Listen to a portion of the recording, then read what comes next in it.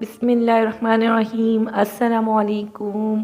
उम्मीद है आप लोग सब खैरियत से होंगे। आज हम आपके साथ शेयर करेंगे मज़ेदार कुंडे की रेसिपी बनाने की रेसिपी। बहुत मज़ेदार बनते हैं ये, बहुत ही इजीली बन जाते हैं ये। इसे पूरियाँ भी कहा जाता है। इसकी रेसिपी आपके साथ शेयर करेंगे, वीडियो को पूरी वॉच कीजिएगा, कुछ भी आप लोगों से मिस नहीं हो जाए। आइए इसकी रेसिपी आपके साथ शेयर करते हैं। अब बनाना इसको स्टार्ट करते हैं। कुंडे की रेसिपी बनाने के लिए हमें ये सब इंग्रेडिएंट्स चाहिए होंगे। सबसे पहले मैंने यहाँ पर सब इंग्रेडिएंट्स को रेडी करके रखा हुआ है। मैदा लिया है तकरीबन मैंने यहाँ पर 3 पाव और अच्छी तरह से इसको छान लिया था।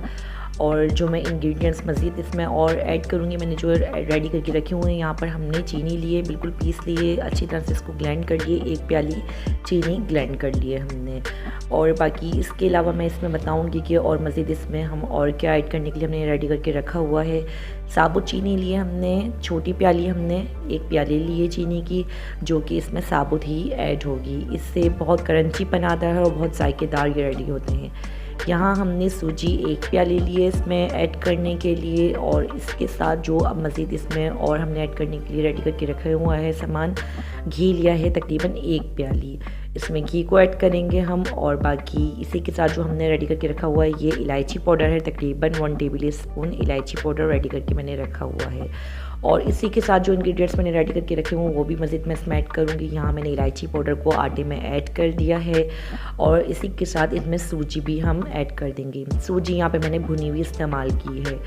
ये मैंने बिल्कुल लो फ्लेम पर इसको भून लिया था। और यहाँ पर जो मैं इसमें ऐड करूँगी, मज़ीद चीनी ऐड कर दूँगी, साबुत चीनी इसमें मैंने ऐड कर दी है। और इसी के साथ जो मैं अब इसमें ऐड करूँगी, चीनी भी ऐड कर दूँगी, जो कि हमने पहले ही ग्राइंड कर ली थी, पीस ली थी। 1 प्याली चीनी भी इसमें ऐड कर दूँगी। और इसी के साथ इसमें जो मज़ीद अब मैं ऐड करूँगी, यहाँ पर हमने सूखा दूध लिया है, तकरीबन 4 टेबल स्पून दूध लिया है। और ये मैंने इसमें ऐड कर दिया है। इससे इसका फ्लेवर बहुत अच्छा आता है और बहुत खस्ता रेडी होती है ये बनकर।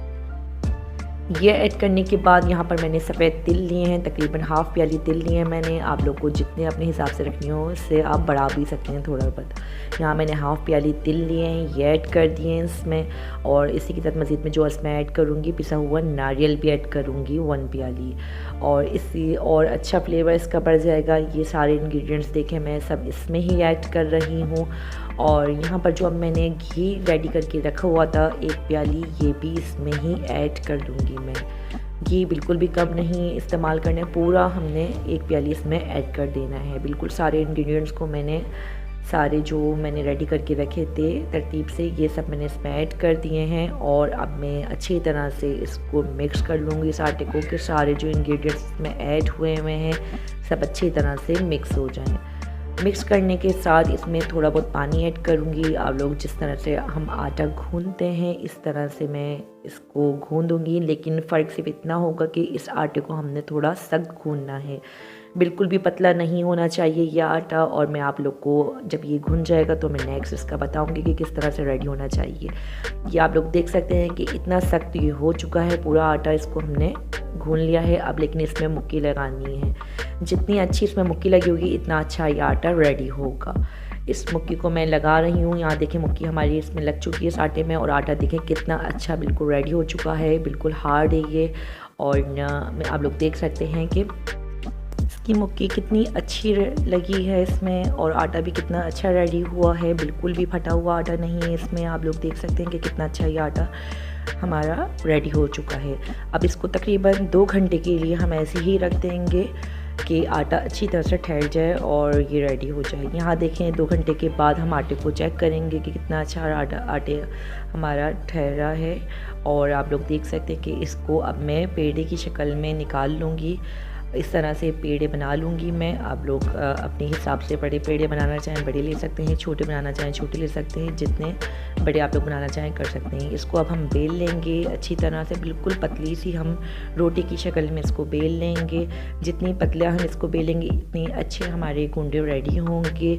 और इसको अच्छी तरह से मैं बेल लूँगी। अब आप लोग इसको कप की मदद से, ग्लास की मदद से, या कोई भी किसी भी चीज़ की मदद से इसको शेप दे सकते हैं, बिल्कुल गोल गुलाई में जितने बड़े हम इसको रख सकते हैं कुंडे की शेप में।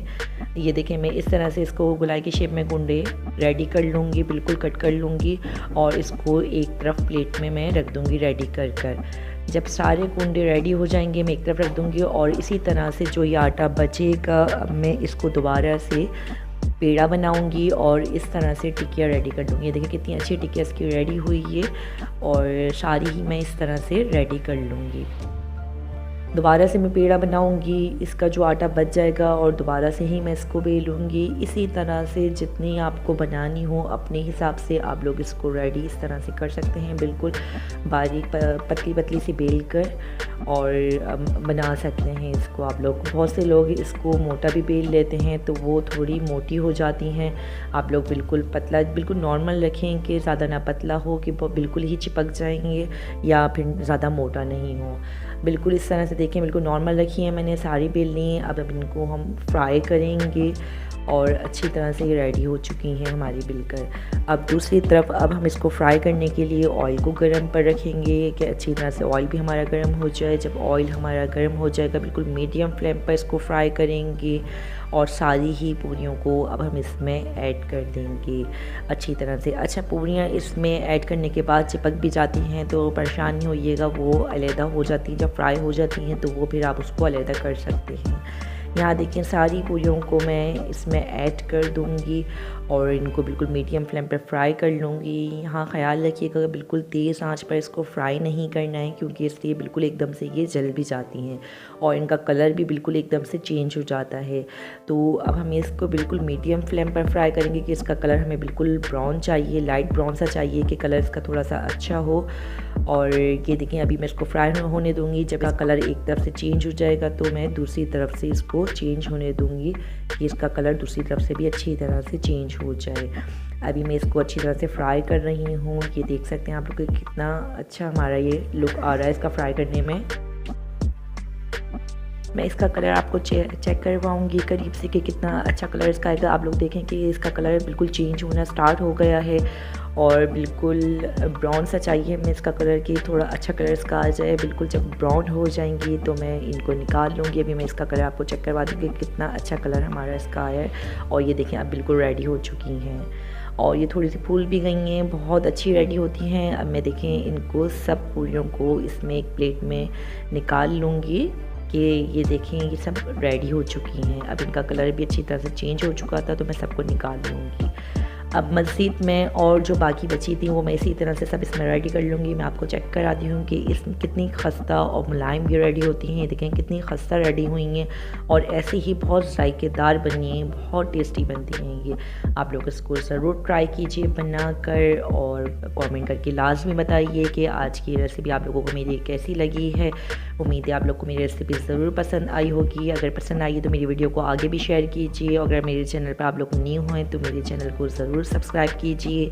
अब मिलते हैं आपसे न्यू वीडियो में न्यू रेसिपी के साथ। जब तक अपना ख्याल रखिएगा। अल्लाह हाफिज़।